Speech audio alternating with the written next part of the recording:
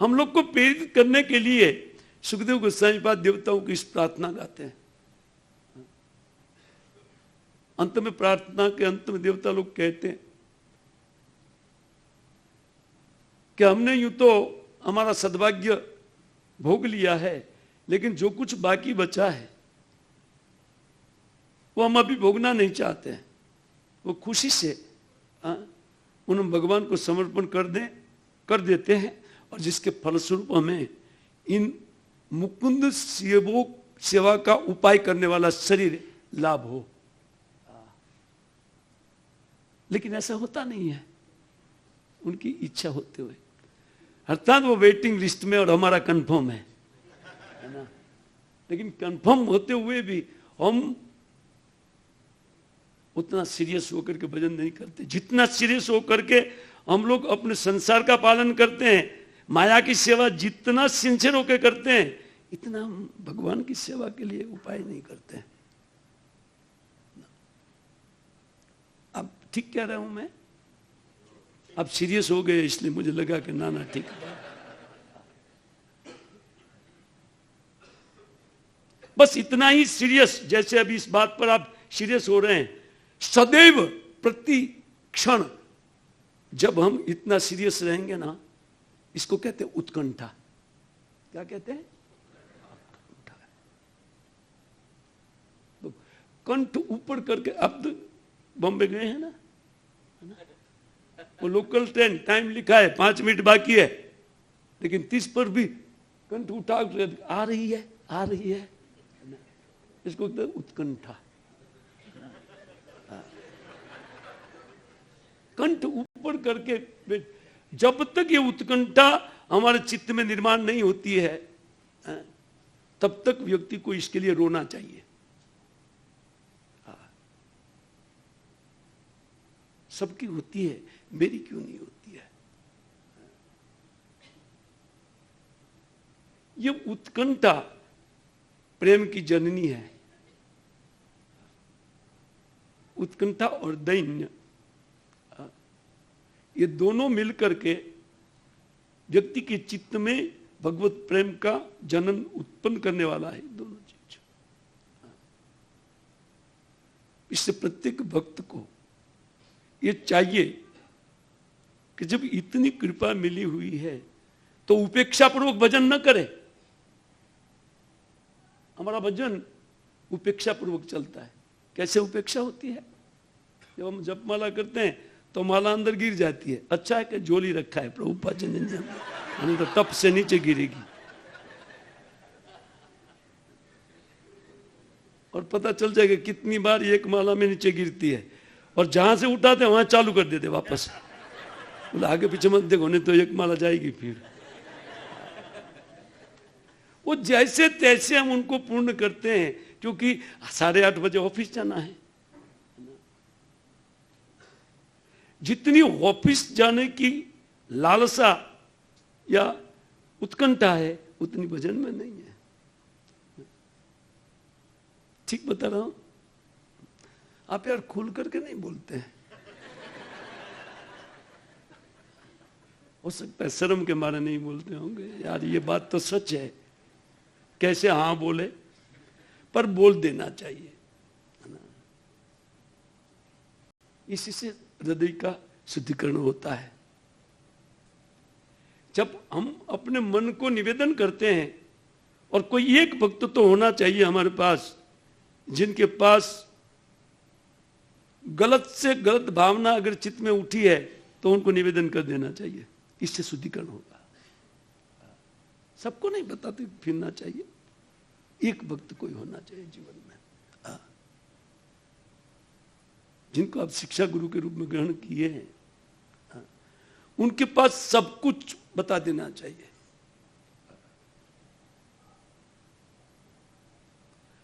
तब क्या होता है? तब चित्त में एक शुद्धिकरण प्रारंभ होता है। कैसा शुद्धिकरण? सबसे पहले दूसरे के उत्कर्ष को सहन करने की क्षमता आ जाती है, जिनको निर्मत्सरता कहते हैं। श्रीमद् भागवतम में प्रथम स्कंद ने द्वितीय श्लोक में यह बात लिखी है, निर्मसाम सताम वास्तवम वस्तु वेद्य। इस श्रीमद् भागवतम से वही व्यक्ति वास्तविक वस्तु को प्राप्त कर सकता है जिनका चित्त निर्मस्तर है।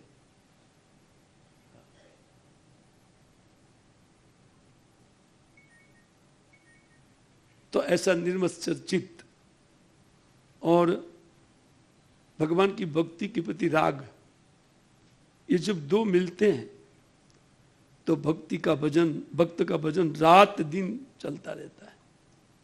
उनकी भक्ति को कोई रोक नहीं सकता है, ब्रह्मा भी नहीं। यद्यपि ब्रह्मा रोकते नहीं हैं, लेकिन श्री ब्रह्मा जी आकर के कहे ना कि बेटा इतना जल्दी क्या है, थोड़ा शांति से करो, फिर भी वो रुकेगा नहीं। बोले मैं चतुर्मुख हूं, मैं भी बहुत धैर्य के साथ तपस्या किया हूं, तुम इतना क्यों उत्कंठित हो रहे हैं? फिर भी वो व्यक्ति नहीं छोड़ेगा। श्री विश्वनाथ चक्रवर्ती ठाकुर लिखते हैं इन सारी बातों को। हमारे भजन नहीं चलने में दो कारण हैं। एक, जिस प्रकार हमें श्रीमद् भागवतम का पाठ श्रवण करना चाहिए उस प्रकार हम श्रवण नहीं करते हैं। क्यों? क्योंकि मत्सरता का भाव जब तक चित्त में रहता है, मात्सर्य भाव, तक इनके इनमें एंट्री नहीं लेगा। मन नहीं लगेगा इसके पाठ में। एक कारण तो ये है। और इसमें मन नहीं लगने के कारण व्यक्ति के चित्त में जो नाना प्रकार का अपराध युक्त बुद्धि है वो बुद्धि जाएगा नहीं। भागवतम में चित्त लगने के बाद वो भागवत उनके चित्त का क्षालन करते हैं और प्रक्षालित चित्त श्री हरिनाम उस चित्त में जब जाता है तो उसी से उनको सुख प्रारंभ होता है, भक्ति का सुख।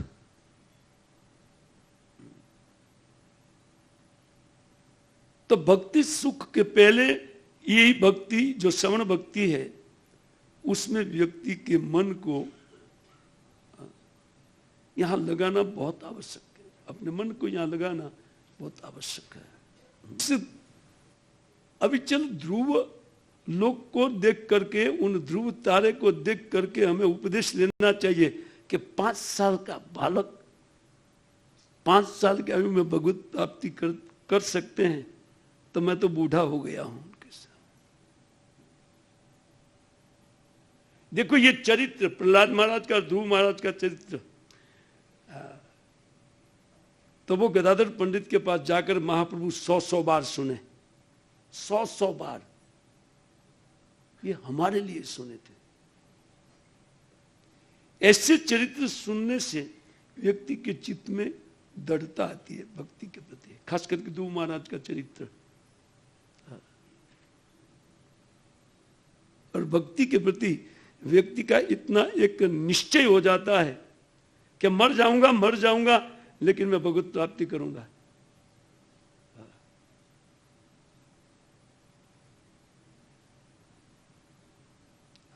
देखिए महाप्रभु आचरण करके हमको भक्ति सिखाते हैं, स्वयं आचरण करके दिखाते हैं कि एक दीक्षा लिए हुए भक्त को कितना मेहनत करना होता है। इसमें 100 बार ध्रुव और प्रहलाद चरित्र को कोई पाठ करेगा या दो में से एक चरित्र को पाठ करेगा, उनका चित्त परिपूर्ण शुद्ध हो जाएगा। विकल्प विद्यमान है न ये असंतोष है। तब जब संसार में जीव को कुछ वस्तु नहीं मिलता है तो उनको उसका विचार नहीं करना चाहिए, नहीं तो वो दुखी होगा, है ना। हम लोग तो इसलिए दुखी होते हैं, कुछ इच्छा हो जाती है मन में कि इस प्रकार पोस्ट पदवी मिल जाए अथवा इतना धन मिल जाए, इसी से दुखी हो रहता है व्यक्ति। अरे सबके पास है, हमारे पास नहीं है। वो अपने से दुखी होता है, शोक करता है, हमारी पढ़ाई उससे ज्यादा है, यह है वह है, योग्यता देखने पर उनका क्या योग्यता, अंगूठा छाप है, लेकिन इतना धन है यह है। अरे भाई उनके नसीब में है। नारद जी सलाह देते हैं, जी ने देख लिया, और हमारे अर्वाचीन नारद जी शिल प्रभुपाद ने देख लिया कि ये लोग पूना में इतने इतने लोग हैं, वो इच्छा करते हैं।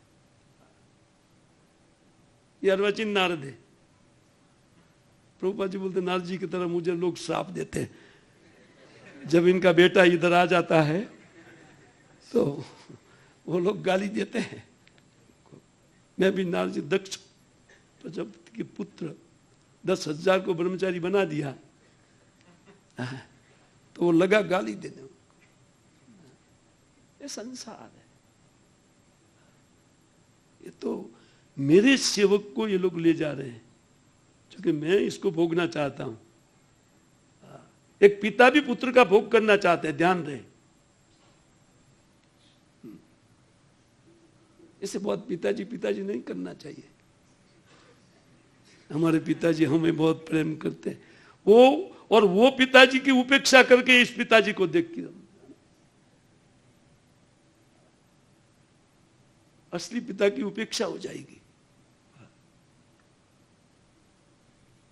यहां सब लोग सेवक खोज रहे हैं, कौन अच्छा गधा मिलेगा, बस हम लोग बैठ गधा मजूरी करें और हम लोग बैठ करके, कोई किसी से प्रेम नहीं करता है। ये कामना के द्वारा सबका हृदय चालित है। भक्तों के अलावा और भगवान के अलावा इस संसार में कोई भी दूसरा तीसरा व्यक्ति कोई नहीं है जो दूसरों के लिए दूसरों को प्रेम करे, अपने लिए दूसरों को प्रेम करते। तो कितना भी बोले सपनों की रानी आएगी ना जाएगी, क्या खाएगी कब मरेगी, जो कुछ भी है वो केवल स्वार्थ है। समझना चाहिए स्वार्थ है। व्यक्ति को सतर्क रहना चाहिए अपने।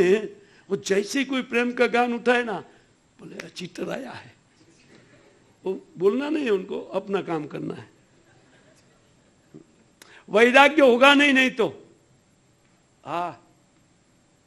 एक एक बात पर भक्तों को ध्यान देना होता है, छोटी से छोटी बात के ऊपर, कि ये क्यों ऐसा व्यवहार कर रहे। सनातन गोसाई पर सराय में गए तो वेलकम किया, इतना वेलकम। सनातन गोसाई तो राजमंत्री थे, वो बोले ये मौसी का लड़का नहीं है, इतना स्वागत क्यों कर रहा है, तेरे पास कुछ पैसा है?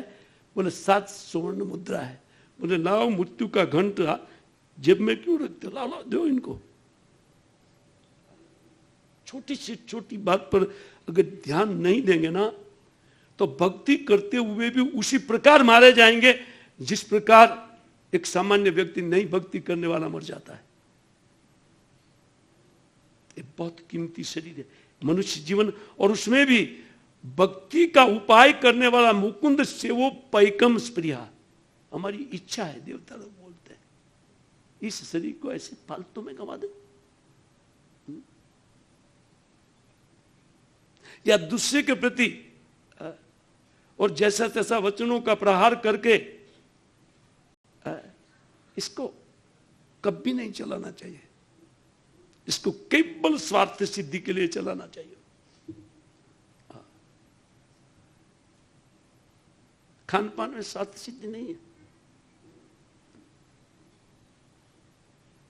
आप कितना भी खिलाए पिलाएंगे इनको और कितना भी तगड़ा करेंगे, वो देगा तो दुख ही देगा, सुख नहीं।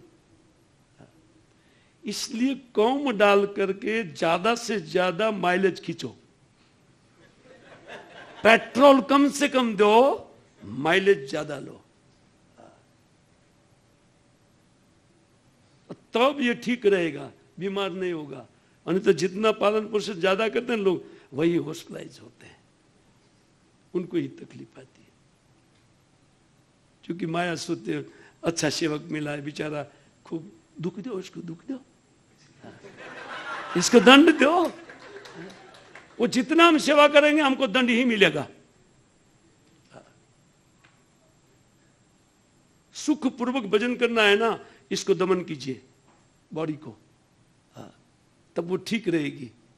अगर बुखार भी आता है ना तो ऐसे भक्तों के पास नहीं जाता है, सोच करके जाता है। बुखार भी जहां पालते हैं वहां बैठता है, बोले यार यहां जाने के बाद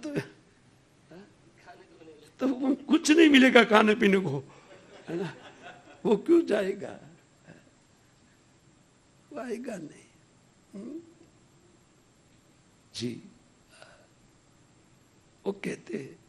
और नहीं तो मान अपमान इत्यादि में हमारा चित्त जाता रहेगा। हम शरीर की भावना में जितना रहेंगे उतना सम्मान की भावना हमारे चित्त में उत्पन्न होगी, जो नहीं होनी चाहिए ना। और दूसरों की जितनी सम्मान की कामना बढ़ती है ना, उतना ही व्यक्ति दूसरों को अवहेलना करता है दूसरे की, और अपने को महान सोचते हैं इसी के कारण।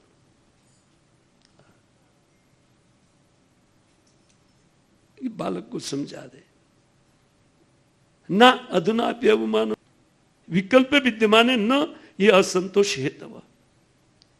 अगर विकल्प हुआ, संकल्प बाधित हुआ, इसको विकल्प बोलते हैं, तो व्यक्ति को दुखी नहीं होना चाहिए, संतोष रखना चाहिए। ठीक है, नसीब में नहीं था तो नहीं मिला। दया सर्वभूतेषु संतुष्ट्या येन वा सर्वे इंद्रिय उपशांत्या तुष्यत्यासु जनार्दन। यही नारद मुनि उस श्लोक को कहते हैं। व्यक्ति को जो कुछ भी मिले, मान हो तब भी संतुष्ट, और कोई अवहेलना करे, थैंक यू वेरी मच, मेरा पाप काट के आपने ले लिया, थैंक यू। हमारा तो पाप कटाना।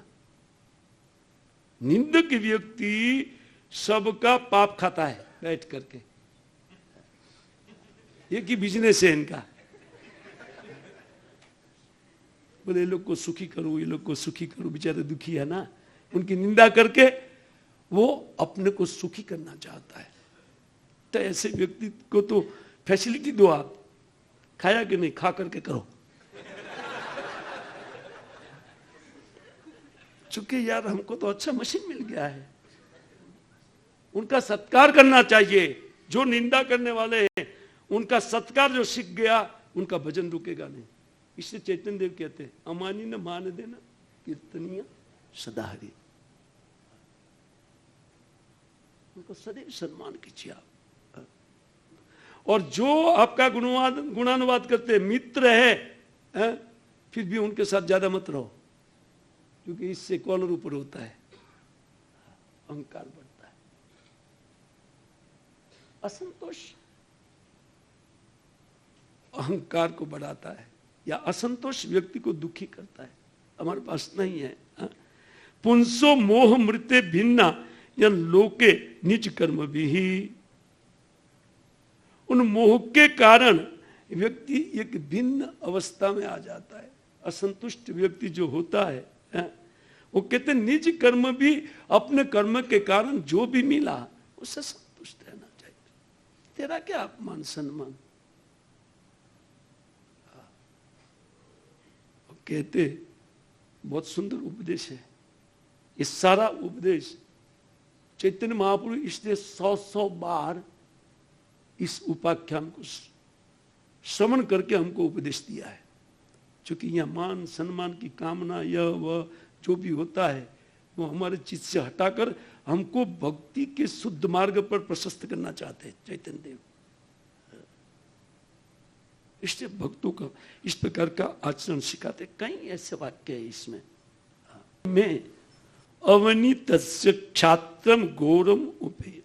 यद्यपि आपका उपदेश बहुत है, लेकिन मेरे चित्त में टिकेगा क्यों? क्यों नहीं टिकेगा? इसलिए नहीं टिकेगा, यहां लिखा गया ये उपदेश, क्योंकि मेरे चित्त में एक दूसरी कामना पड़ी हुई है। हमारे चित्त में भक्ति क्यों नहीं टिकती है बताइए? एक दूसरी कामना पड़ी हुई है। ध्रुव चरित्र से बहुत उपदेश लेना है, बहुत बहुत उपदेश ग्रहण कर सकते हैं। पिता से नहीं, दादा से नहीं, परदादा से नहीं, इस संसार में जितनी भी पोस्ट पदवी है उन सब के ऊपर का पदवी मैं प्राप्त करना चाहता हूं। नारद जी बोले वाह यार, बेटा तो संकल्प वाला निकला। इसी प्रकार का दृढ़ संकल्प चाहिए भक्ति के लिए। हाँ। भक्ति कोई ऐसी वैसी वस्तु नहीं है कि हमारे जैसे व्यक्ति के हाथ में भगवान फट दे जेब में डाल देंगे, जा बेटा हरे कृष्ण सोल माला करता है ले ले, नहीं। और हम तो जैसे इस प्रकार संतुष्ट होकर करते हैं, क्या करना है, मंगल आरती उठते हैं, सोलह माला जप करते हैं, 4 नियम पालन करते हैं, है ना, और क्या चाहिए, और क्या अपेक्षा करते हैं। अब भगवान बोलेंगे ठीक है बेटा, तुमको एक टाइम 1 रोटी मिलेगा और सोने के लिए 2 ही घंटा दूंगा, और हवा बिल्कुल, हवा तो एकदम संभाल करके तुमको यूज करना पड़ेगा। क्या हम संतुष्ट होंगे? भगवान के उपकार को समझना चाहिए। रोज उठते ही सबसे पहले ये उनको थैंक यू बोलना चाहिए, आज उठा दिया, तो पूरा दिन अभी जप करूंगा, दूसरा कोई काम अगर करूंगा तो भगवान की कुछ सेवा, मंदिर जाके सेवा करूंगा, बस, दूसरा कुछ नहीं करना है, क्योंकि उठा दिया। कुछ लोग उठते ही नहीं है। और लोग बाद में बताते थे कल रात में बैठ करके हम लोग साथ में पी रहे थे, कैसे नहीं उठा।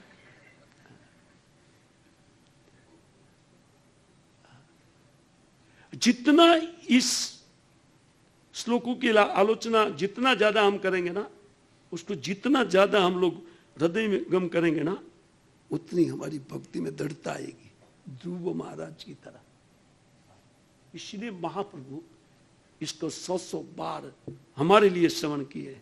उनको क्या आवश्यकता था ध्रुव चरित्र श्रवण करने का? विधि भक्ति कार्य को एक उपदेश। कहते जपमाला जो हम कर रहे हैं वैकुंठ प्राप्ति के लिए कर रहे हैं, ये बहुत दुर्लभ है। बड़े बड़े ऋषि एकांतिकी योगियों को भी सिद्ध नहीं होता है वैकुंठ, और हमें तो वैकुंठ जाना ही नहीं है, हम तो सीधा गोलोक की दृष्टि रखते हैं। प्रभु वैकुंठ जाना किसको है? सीधा गोलोक। पहले वैकुंठ की योग्यता प्राप्त करो। जब गोपाल मंत्र का जप करते हुए बृहद भागवत में कथन है, जब गोप कुमार वैकुंठ पहुंचा ना, वैकुंठ, श्री नारायण बोले सुस्वागतम सुस्वागतम दृष्टया मया पुत्रम, हे पुत्र मैंने तुमको आज वैकुंठ में देखा। इतना उत्कंठित होकर के भगवान बोल रहे थे। सनातन गोस्वामी पाद का सनातन जीवों के लिए यह सनातन उपदेश है। हम प्रत्येक जीवों के लिए भगवान इतना उत्कंठित है, लेकिन फिर भी हम उपेक्षा करके जीते हैं, या उपेक्षा करके अपनी इच्छा अनुसार भजन करते हैं।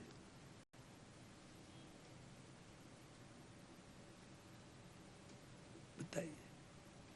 सनातन गोस्वामी टीका में लिखते हैं कि जब आप इतना उत्सुक है तो माया आपकी है, मैं आपका हूं, जगत आपका है, सब कुछ है। माया को चुप करके सीधा ले आना चाहिए था, नहीं, ये तो हमारी बुद्धि की चालना किया अंदर टीका में।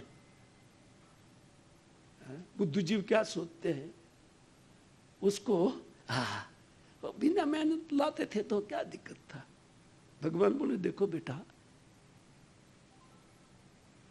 मैंने एक मर्यादा स्थापित किया है, उन मर्यादा का लंघन करके मैं तुमको वैकुंठ में कैसे लाता। बेटा मुझे छल नहीं आया, मैं छल कैसे कर सकता हूं, छल नहीं आया मुझे। टीका में लिखते हैं, बहुत सुंदर ग्रंथ है साधकों के लिए। आहा, वो टीका में लिखते हैं, देखो मर्यादा का मैं उल्लंघन तो नहीं करता हूं, कैसे उल्लंघन करके तुमको लाता।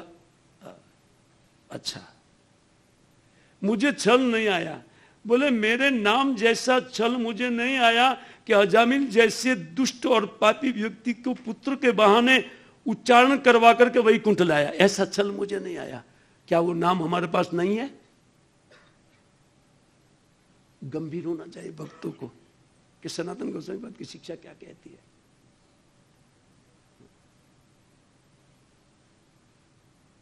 गोपाल मंत्र से ज्यादा ये युगल मंत्र है। हमारे पास जो हरे कृष्ण मंत्र है ना, वो युगल मंत्र हमारे पास है। आप सोचिए भगवान ने क्या कमी रखा है और हमारी कितनी उपेक्षा हो रही है, हमारी ओर से कितनी उपेक्षा हो रही है उनकी। आप लोग सीरियस हो गए, होना चाहिए। आप पूरा दिन इतना, पूरा दिन नहीं पूरी आयुष्य इस प्रकार बीत जाए, बस सीरियस होते हुए। ये ग्रंथ हमको सीरियस करने के लिए, भजन में सीरियस करने के लिए ऐसे ऐसे हमारे आचार्यों ने ग्रंथ लिखे।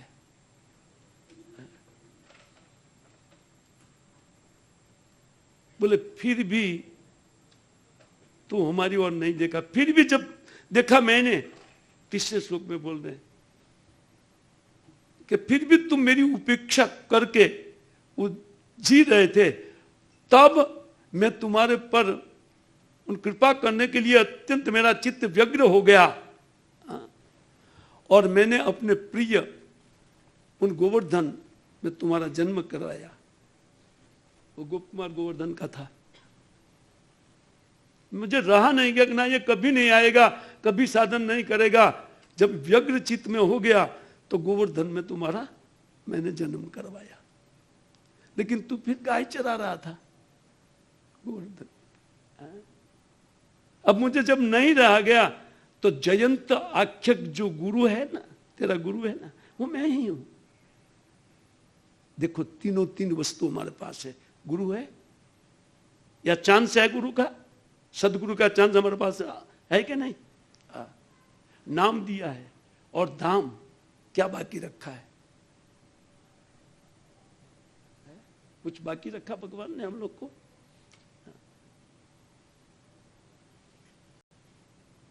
फिर भी हम उपेक्षा पूर्वक भगवान की उपेक्षा करते हैं। नाम की उपेक्षा हो रही है। देखिए क्यों?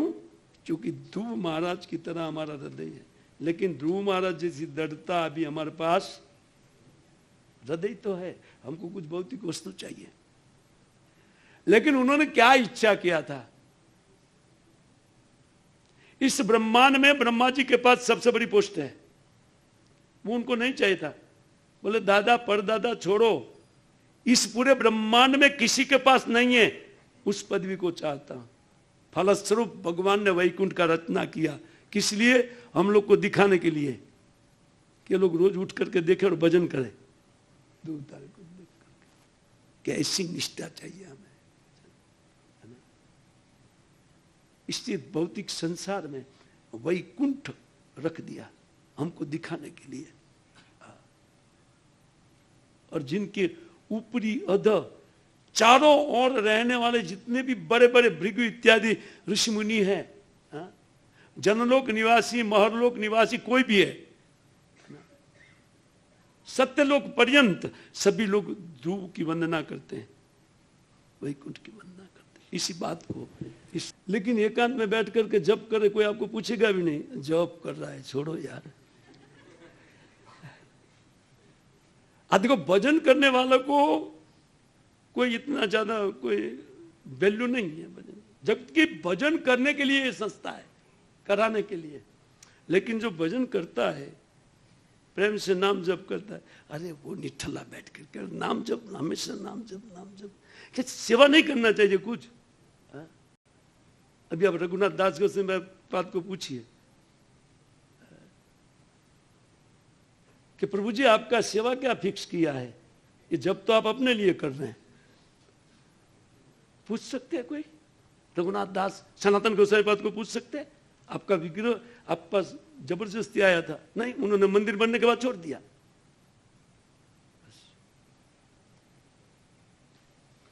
प्रभु जी व्यवस्था हमको प्रिय है, भगवान प्रिय अथवा भक्ति। देखो मैं एकदम क्लीन बोलने वाला आदमी हूँ, मुझे इसलिए बोल्ड प्रीचर बोलते हैं लोग।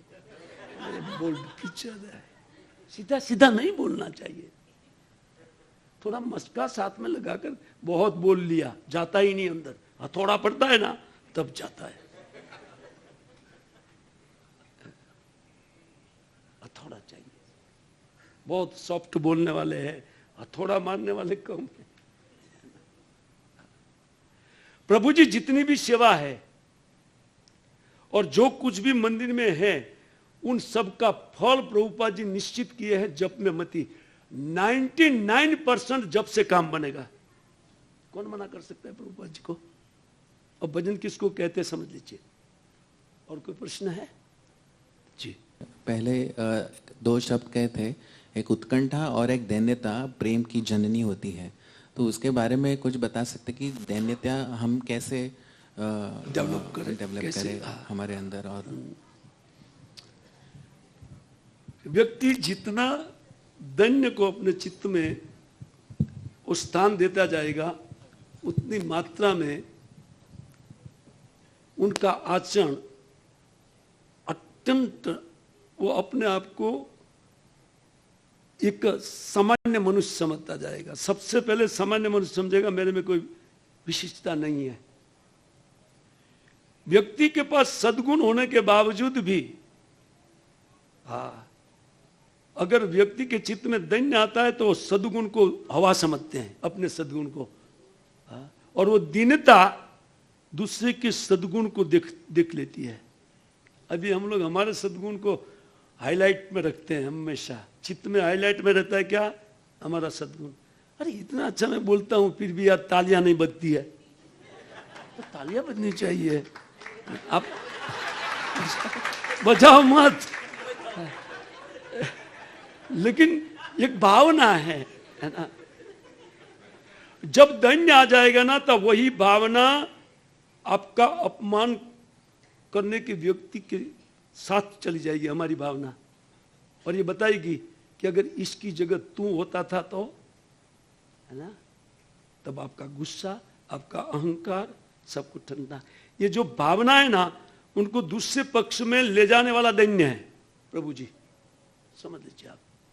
और जब तक हमारी भावना हमारा प्रतिकारकारी व्यक्ति की ओर नहीं होती है तब हम उनको समझ नहीं पाते हैं। हमारा प्रतिनिधि समझेंगे, प्रतिस्पर्धी समझेंगे कि हमारा प्रतिस्पर्धी है, नहीं, वो बेचारा आपका हितैषी है। कैसे मैंने बोल दिया पहले ना। तो दैन्य कैसे प्राप्त किया जाए? व्यवहार से। त्रिनादपि सुनिचेन, दैन्य तब आया। मेरे पास कोई क्वालिटी नहीं है, ये प्राकृत दैन्य। फिर भी महाप्रभु जो बता रहे हैं वो प्राकृत दैन्य है। सनातन गोस्वामी पाद अप्राकृत दैन्य के विषय में चर्चा करते हैं, लेकिन हमारे लिए बहुत ऊपर की बात है, बहुत। हम तो यहाँ इन प्राकृत दैन्य को भी अर्जन करेंगे ना तो धन्य हो जाएंगे। वो प्राकृत दैन्य, ऐसे दीन व्यक्ति जो दीन भक्त है उसकी संगति से जल्दी आएगा। एकदम सरल हृदय का व्यक्ति जो होता है उनके साथ आप रहेंगे ना तो आप में सरलता आ जाती है। उस प्रकार कौन कितना नम्र है तो उनके साथ बैठना उठना चालू कर दो प्रभु जी, है ना। उत्कंठा कैसे आएगी? उत्कंठा भजन करने से। कितनी माला करते हैं आप? 32 कीजिए ख्याल से। उत्कंठा के लिए और कोई रास्ता नहीं है। अगर दूसरा कोई रास्ता होता तो मैं बताता था। एक ही रास्ता है। अगर श्रवण में उत्कंठा प्राप्त करनी है तो बारंबार श्रवण से उत्कंठा होगी, कथा में प्रीति होगा। उसी प्रकार जप करने में उत्कंठा प्राप्त करना है तो आपको जप ज्यादा करना पड़ेगा, निश्चित है। और कोई प्रश्न है? हाँ, आपका। हरे कृष्ण गुरु जी, बहुत बहुत धन्यवाद आपके हथौड़ों के लिए। तो ये छोटा सा प्रश्न है, 1-2 मिनट का और समय होगा तो। निर्मत्सरता के बारे में आपने उल्लेख किया था, तो और नॉन एनवियसनेस, निर्मत्सरता।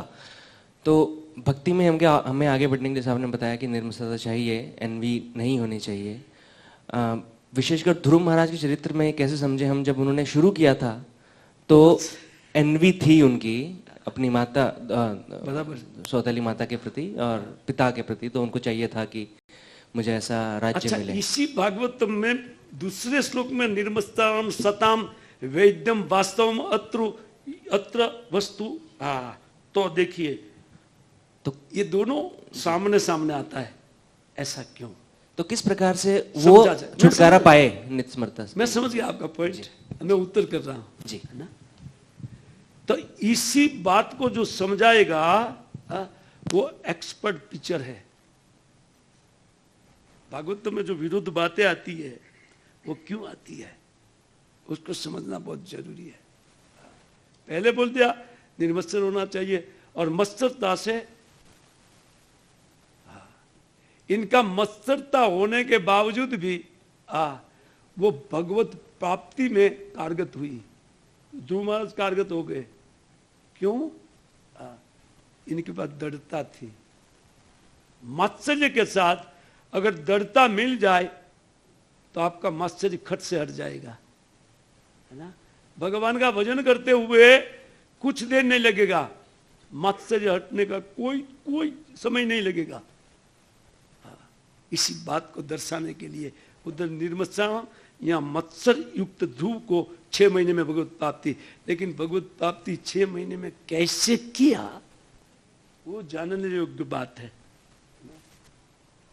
हमारी तरह ये नहीं है कि प्रभु जी 2-3 बार दिन में खाना, यदि इसमें भी रात को पिज्जा पास्ता, ओ हो। और फिर भक्ति का रास्ता कि कहां का रास्ता? अब देखिए ये हिसाब किताब है। हम कितना भी निर्मत्सर रह करके, नम्र हो करके भी हमको बहुत टाइम लगेगा, और एक मत्सर व्यक्ति जितना दृढ़ हो जाएगा भगवत प्राप्ति के लिए वो माश्चर्य हवा हो जाएगा। ये दिखाया गया है। ठीक है प्रभु जी, और कोई जिज्ञासा है लेकर के मत उठिए यार, रख दीजिए। जवाब तो थोड़ा साफ ही आएगा, तो मैं पहले बता दे रहा हूं।